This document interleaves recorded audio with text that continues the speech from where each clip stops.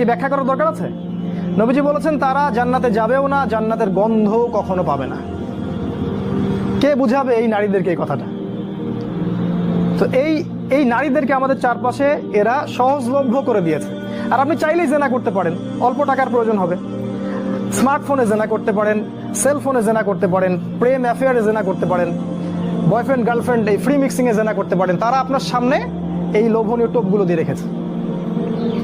তারপর আরো কি দিয়েছে? মাদক, হাতে হাতে মাদক সমস্ত যুব সমাজের।